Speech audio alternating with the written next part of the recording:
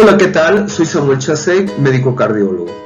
Como ustedes saben, desde que inició esta pandemia, desde que el director de la Organización Mundial para la Salud declaró la misma en marzo de este año, me he dado la tarea de tratar de estar leyendo y buscando la mayor actualización posible en este tema.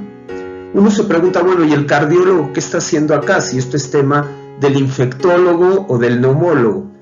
Sin embargo, como lo veremos en el transcurso de la plática, los pacientes que desarrollan COVID-19 tienen dos tipos de implicaciones, aquellas que son de orden inflamatorio, pero también aquellas que son de orden trombótico, es decir, de la predisposición a que se puedan formar coágulos dentro del propio organismo.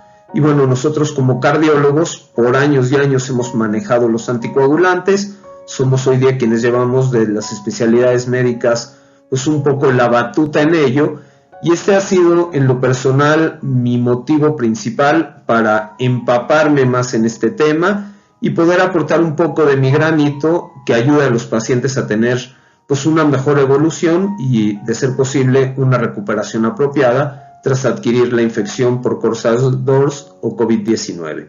Los invito a ver las siguientes 3 diapositivas que vienen. Es una charla pequeña, pero trato de dar una actualización de en dónde estamos y hacia dónde vamos. En reiteradas ocasiones hemos platicado la importancia que tienen los cubrebocas y se ha hecho mucho énfasis en los mecanismos de transmisión del virus SARS-2 o el virus que produce la enfermedad COVID-19.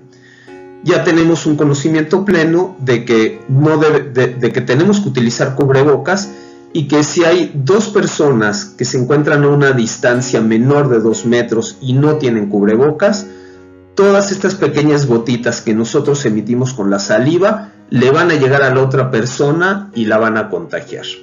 En este gráfico de color verde estoy ejemplificando las grandes gotas que podemos ver en la saliva. Sin embargo, el contenido de todo aquello que estamos hablando lo podemos ejemplificar también o categorizar dentro de 3 grupos. Las gotas grandes se originan básicamente, como les comentaba, de la cavidad bucal, pero hay gotas también de tamaño un poco más pequeño o tamaño intermedio, llamémoslo así en esta gráfica, que puede venir de lo que es la tráquea y los bronquios, y finalmente gotas muchísimo más pequeñas, el tamaño que llegan a tener es de 5 micras, y estas vienen directamente de los alvéolos, es decir, de las células pulmonares en donde un paciente que tiene COVID tiene la mayor carga viral. Cuando nosotros hablamos, las gotas grandes, ya sea que se impacten en otra persona o que toquen una superficie, están unas fracciones de segundos en el aire ambiente y caen. Sin embargo, las gotas más pequeñitas son algo muy parecido a lo que tenemos, por ejemplo, cuando está la contaminación ambiental. ¿Cuántas veces hemos visto de que se declara una contingencia porque las partículas PM2.5, PM5 o PM10 están incrementadas? Estos que son productos sólidos de la combustión de diferentes contaminantes que pueden llegar a nosotros por vía respiratoria y pueden provocar una irritación local y finalmente darnos un daño a nivel de las vías respiratorias. Pues bueno, el COVID puede en el aire viajar también en este tipo de gotas tan pequeñitas y puede estar presente durante horas. Esto es algo que a partir de mediados de octubre del 2020, es decir, hace 3-4 semanas máximo, este concepto salió en una revisión de la revista Science, lo pueden revisar si gustan, el 16 de octubre del año 2020, y se hace alusión a este mecanismo y muchos científicos empiezan a hablar de ello. ¿Qué significa esto? Que si nosotros estamos en un ambiente cerrado, que no tenga una ventilación adecuada, y hay gente con COVID que no está utilizando cubrebocas, las gotas del virus o este virus está volando en el ambiente. Había mucho temor a decir que el virus podía estar en la vía aérea y que se podía contaminar las personas a través de este mecanismo. Sin embargo, hoy día sabemos que esto sucede. Esto es cierto. La principal precaución que tenemos que hacer es estar en lugares que estén bien ventilados. Estando en un jardín, estando en un parque, todas estas pequeñas gotitas finalmente se terminan yendo. ¿Pero qué sucede? Cuando uno está, por ejemplo, en algún evento masivo, uno está en alguna boda, uno está en algún restaurante, por ejemplo, y el lugar está cerrado, el lugar tiene una mala ventilación, pues si hay gente en un restaurante, por ejemplo, comiendo y que tiene COVID, pues todo esto se va a ir al aire ambiente, y como el virus finalmente se puede quedar varias horas, cualquier otro comensal, aunque tenga su acrílico enfrente o aunque esté aparentemente cubierto, la verdad es que no está fuera de riesgo de COVID. Entonces tenemos que tener pues mucha precaución con esto. 2 recomendaciones que yo les doy. Número 1, lugares abiertos. Si se van a reunir con alguien, que la reunión sea en un lugar abierto, tratar de utilizar cubrebocas y mantener la sana distancia. Número 2, si uno va a estar en algún lugar cerrado, forzoso uso de cubrebocas y tratar de mantener ventanas abiertas. Un lugar mal ventilado, aunque tenga techos altos, si la gente está sin cubrebocas, está exponiendo a los demás finalmente a contagiarse. Tengan mucho cuidado, son conceptos nuevos que estamos aprendiendo. El virus está en el aire y por ello muchas veces, pese a tomar las medidas de contención, vemos contagios y uno no sabe de dónde salió. De ahí es de donde salen los contagios. Cuando un paciente con diagnóstico sospechoso o confirmado de COVID-19 llega a mi consulta, de los puntos más importantes a conocer es en qué momento de la historia natural de la enfermedad nos encontramos. Como ustedes pueden ver en el gráfico que les presento a continuación, de color azul se esquematiza el momento del contagio y lo que nosotros llamamos la fase viral. Es decir, el virus ingresa al organismo. El virus muchas veces tiene esta capacidad de poder burlar lo que es nuestra primera línea de defensas, lo que se llama como la respuesta inmunológica nata o primaria, que está constituida por unas células que se llaman células natural killer y linfocitos CD8. Pero bueno, algo que sucede con el virus es que el virus burla estas defensas y se empieza a reproducir. El virus se suele alojar en lo que es la parte posterior de la garganta o la retrofaringe y a nivel de los pulmones, pero en las porciones un poco más distantes, lo que se llaman las células alveolares de tipo 2. El virus de esta manera empieza un ciclo de reproducción y mientras se está reproduciendo está dañando a las células y al haber mayor carga viral el virus empieza a dañar a todas las células que están en la periferia. Pasan habitualmente de 2, 3, hay veces que 5 o 7 días en que el organismo se da cuenta de la presencia del virus y en este momento el cuerpo, nuestro sistema de defensas, lo empieza a atacar.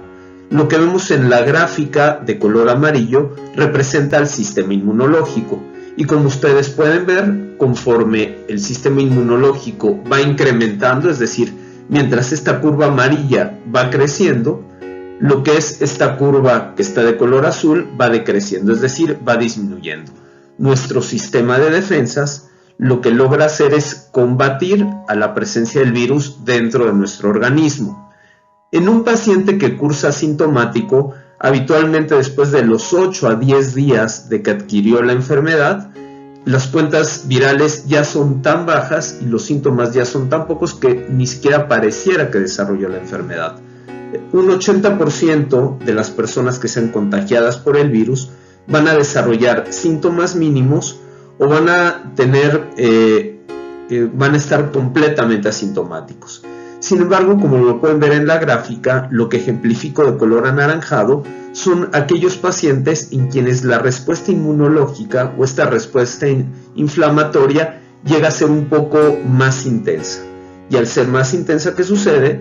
El paciente tiene mayor malestar, le cuesta quizás más trabajo combatir al virus, a la carga viral, y es un paciente que desarrolla mayor sintomatología. Un 20% de aquellos pacientes que sean contagiados van a desarrollar síntomas moderados que posiblemente requieran de un manejo hospitalario. Ahora, al paciente al que peor le va es aquel que entre el día 10 y el día 12 el sistema de defensas reconoció al virus, le costó trabajo atacarlo y llega un momento en que decide atacarlo con absolutamente todo. Aquí yo, por ejemplo, ejemplifico muchas veces al sistema inmunológico como si fuera un ejército. Y esto es como si diéramos la orden a todos nuestros soldados de disparar al mismo tiempo. Toda esta carga de mediadores que nuestro sistema inmunológico lanza para poder acabar con el virus, el problema es que también le pega a nuestras propias células. Llega un momento entre el día 10, 12, 14 que el organismo puede hacer una respuesta exagerada que se llama tormenta de citocinas. Hoy día sabemos que no son nada más citocinas, entrando en algunos términos un poco más complejos, son citocinas y bradicininas, pero bueno, para fines prácticos lo que sucede es una respuesta inmunológica exagerada que no nada más acaba con el virus o trata de acabar con el virus, sino que lo que termina haciendo es lastimando a nuestras propias células dentro del organismo.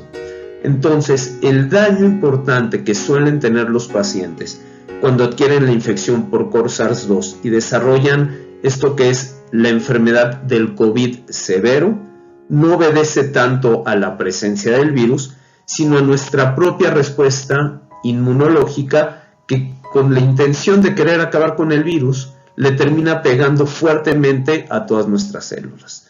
El paciente, cuando llega a terapia intensiva, cuando requiere ser intubado y cuando está en este estado de gravedad, esta es la respuesta que solemos encontrar. En el paciente con COVID-19, lo importante es el hacer el diagnóstico clínico, y el diagnóstico lo hacemos en base a la sospecha. Existen muchos datos muy característicos de COVID, por ejemplo, cambios en el gusto, cambios en el olfato, es algo que de forma característica da esta enfermedad. Pacientes con dolor abdominal, distensión o cuadros diarreicos también resulta ser algo muy característico. La fiebre, por ejemplo, la fiebre no es tan alta como en otras entidades. Aquí una fiebre de 37.5, 37.4 es el común denominador. Por ejemplo, para diferenciarlo de la influenza hace fiebres muy altas. Llega a ser más de 39 las elevaciones térmicas. En la influenza suele haber, por ejemplo, mucha conjuntivitis. Aquí no. Aquí la elevación térmica, les comento, suele andar más o menos en este rango. El paciente puede tener dolor de cabeza, llega a tener ardor faríngeo, pueden haber dolores articulares, dolores musculares. Mucha gente, cuando tiene la sospecha de COVID-19, va corriendo a hacerse la prueba. El hacer la prueba, ya lo habíamos comentado en videos previos, pues tiene un momento. Una premisa que yo tomo cuando tengo a alguien con la sospecha de COVID-19, y tomen mucha nota en esto, es, ojo, una prueba positiva me hace el diagnóstico, pero una prueba negativa no me lo descarta. Si alguien tiene síntomas, es COVID hasta no demostrar lo contrario. Si esto fuera una situación legal, lamentablemente el paciente o esta gente es culpable hasta no demostrar lo contrario. ¿Por qué? Porque las pruebas, inclusive las de PCR, pueden tener muchos falsos negativos, o porque la muestra fue mal tomada, o porque no se tomó en los días en que había una replicación viral en la cual el virus se encontrara dentro de las cavidades a las que puede acceder el hisopo para tomar la muestra. Entonces, lo repito nuevamente por la importancia. Cuando uno tiene síntomas, prueba positiva hace el diagnóstico, prueba negativa no lo descarta. Cuando un paciente ya tiene tos, ya tiene baja la saturación, tiene datos de dificultad ventilatoria, en ese momento a mí lo que me interesa mucho es ver una tomografía. En una radiografía simple no se ven o es muy difícil ver los cambios por COVID. La tomografía es el estudio estándar de oro para poder definir las lesiones pulmonares. Sin embargo, es un estudio donde se percibe mucha radiación y no todo paciente debe tener una tomografía, pero todo paciente que tiene una sospecha de una neumonía sí debe de tenerlo. Cuando a mí me llega un paciente, más que saber si ya tiene la sintomatología y yo ya hice el diagnóstico por clínica, más que saber si es PCR positivo o PCR negativo, lo que yo hago con el paciente es mandar marcadores inflamatorios. Hay algunos marcadores, por ejemplo el dímero D, la ferritina, la proteína C reactiva, la simple, no la ultrasensible, que nos ayudan a saber qué tanta inflamación o qué tanta predisposición a formación de coágulos puede tener el paciente. Esto se los decía en la introducción, se los comento ahora y se los comentaré con mayor detalle en un video próximo. Los pacientes que tienen COVID tienden a hacer dos tipos de respuestas. Una respuesta inflamatoria, pero en el otro brazo hacen una respuesta trombótica. Los pacientes muchas veces se complican porque los pequeños vasitos sanguíneos tienden a formar o a depositar pequeños coagulitos que obstruyen la circulación y esto viene a complicar al paciente. Entonces, los marcadores inflamatorios o los marcadores de trombosis, es decir, de la predisposición a formación de coágulo, van a ser los puntos más importantes para poder determinar cuál es el tratamiento que más le conviene a cada paciente. No todos los pacientes deben de recibir el mismo manejo. Hay algunas situaciones en lo general, ya lo platicaremos un poquito más adelante, donde podemos dar vitaminas, podemos dar antioxidantes, podemos dar situaciones que yo considero más como complementos que como tratamientos. Pero bueno, pasemos a la siguiente diapositiva. Ya para finalizar esta charla, me voy a meter uno de los puntos más controversiales, y esto tiene que ver con el manejo que damos a los pacientes. Una premisa es, si conocemos el momento en que el paciente se encuentra dentro de la infección, sabemos o tenemos más o menos una guía de cómo lo podemos manejar. Por ejemplo, el error más frecuente que tenemos es un paciente cuando está iniciando la enfermedad darle antiinflamatorios. ¿Por qué? Porque ya lo vimos en la gráfica previa. Al principio el virus se está reproduciendo y lo que necesita nuestro organismo es hacer fuerte a nuestro sistema inmunológico para poder combatir al virus. Si en ese momento nosotros bloqueamos la respuesta inmune, pues le estamos abriendo el camino al virus propiamente. Dentro de esta gráfica estoy ejemplificando 4 grupos. En el primer grupo, en el que está de color verde, sin querer entrar en mucho detalle en esto, están aquellos manejos que han demostrado cierta utilidad con todas las bases clínicas. ¿Qué es lo que nos sirve hacer en los pacientes? Nos sirve aislarlos, nos sirve dejarlos en reposo, nos sirve complementarlos con oxígeno. Muchos pacientes me han dicho, bueno, no pasará que si me estoy poniendo oxígeno, los pulmones se me van a atrofiar como un deportista que de repente deja de hacer deporte y se le atrofia el músculo. No, en lo absoluto. Un concepto que es muy importante entender cuando uno tiene una infección respiratoria o inclusive una neumonía por el COVID, es que si bien es cierto que hay zonas dentro del pulmón que están dañadas, el paciente o la persona está respirando bien por las zonas que están sanas. Entonces, no es lo mismo que nuestro pulmón tenga que hacer un trabajo forzado, tratando de jalar del aire ambiente en las zonas sanas, pues todo lo que pueda para suplir a ese déficit de las zonas enfermas, a que estemos dando un buen aporte de oxígeno. Si nosotros a los pacientes desde fases iniciales los apoyamos con oxígeno, vamos a hacer que las zonas buenas estén ventilando bien con cierto confort y vamos a dar lugar a que las zonas que están alteradas pues tengan mayores facultades para poder así recuperar pronto. Entonces, dentro de lo médicamente aprobado está el reposo, está el manejo con el oxígeno, está el manejo de la fiebre cuando ésta llega a ser muy alta. Y ojo, ¿a qué me refiero muy alta? Los pacientes que tienen COVID por lo general hacen elevaciones térmicas de 37.2, 37.4 y cuando uno está haciendo fiebre, el sistema inmunológico se está activando y está tratando de atacar al virus. Entonces, tener un poco de febrícula es bueno, pero ya cuando estamos en temperaturas por arriba de 38, 38.5, sabemos que esta reacción térmica puede ser contraproducente. Entonces, el manejo con antipiréticos que no sean antiinflamatorios, en este caso, por ejemplo, el paracetamol para aquellos pacientes que no tienen un problema del hígado, es una buena indicación. La dexametasona es quizás el único fármaco que ha probado una utilidad real en el COVID, pero este medicamento es un derivado de cortisona. Es uno de los mejores antiinflamatorios que tenemos a nuestra disposición. Sin embargo, mucho ojo, si un paciente se lo administra en las primeras fases de la enfermedad, lo que vamos a hacer es tumbar las defensas y vamos a dar lugar a que el virus se reproduzca con mayor fuerza. Si nosotros lo damos en el momento indicado, y ojo, indicado por un médico, no por autoprescripción, muy probablemente este fármaco va a ser de nuestros mejores aliados para poder combatir el virus. Los pacientes, cuando tienen la infección por el COR-SARS-2, hacen dos tipos de respuestas. Una respuesta es la respuesta inflamatoria, pero otra, de la cual seguramente platicaremos en una charla posterior, es la respuesta trombótica. Es decir, muchos pacientes tienen la predisposición a formar pequeños coagulitos que obstruyen la circulación de los vasos sanguíneos. Algo que se hace hoy día con los pacientes, sobre todo cuando están en hospitalización, es darles manejo con anticoagulantes a la par de estarles dando todo el manejo que tiene que ver con la inflamación. Y hay algunos protocolos, de hecho yo tengo un estudio que espero que próximamente salga publicado, en donde doy mi experiencia manejando anticoagulantes de manera temprana a los pacientes, y esta me parece que va a ser una medida de mucho apoyo. Tenemos medicamentos que son dudosos.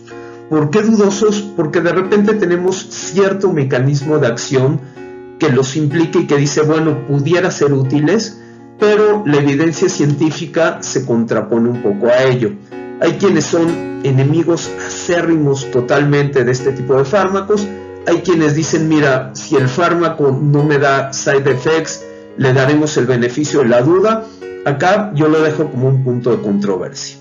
Existen medicamentos experimentales que únicamente se deben de manejar a nivel de hospital. Por ejemplo, hay uno de ellos que es el tocilizumab. El tocilizumab es anticuerpos específicos contra interleucina 6. Interleucina 6 es un mediador inflamatorio que tiene que ver con esta tormenta de citocinas, con esto que platicábamos de manera previa. Es un medicamento que estrictamente tiene que manejar un médico especialista y de preferencia en una terapia intensiva. Es increíble cómo hace algunos meses había hasta un mercado libre, un mercado negro, porque se pensaba de que este fármaco pudiera ser benéfico para los pacientes COVID, y bueno, en muchas situaciones no indicada se prescribía, y hay que tener mucho cuidado porque esto tiene una cantidad de efectos adversos terribles. Mucho cuidado con ello. El remdesivir pues es uno de los antivirales que se ha visto que logra que el paciente, en lugar de que esté en terapia intensiva 14 días, se logra disminuir a 11, pero no ha sido el antiviral que se esperaba que fuera el hilo negro en el tratamiento. Yo creo que hay una apuesta económica muy fuerte ahí. No cuestiono su utilidad, sin embargo tampoco le apuesto a que sea la panacea para el manejo de esta pandemia. Y pues bueno, desde luego lo que todos estamos esperando son las vacunas. Estas siguen en proceso de experimentación. Hay ciertas sustancias milagro que yo sí les diría completa y absolutamente contraindicado, como es el dióxido de cloro. Y lamentablemente es algo que de repente pasa de voz en voz entre gente que no tiene ningún tipo de conocimiento o de base médico. De hecho, no hay un solo artículo científico publicado en la literatura médica donde diga que este tipo de sustancias pueden llegar a ser útiles. Entonces, mucho cuidado, no se dejen llevar por lo que le dijo el amigo, el vecino o aquel que no tiene una base médica.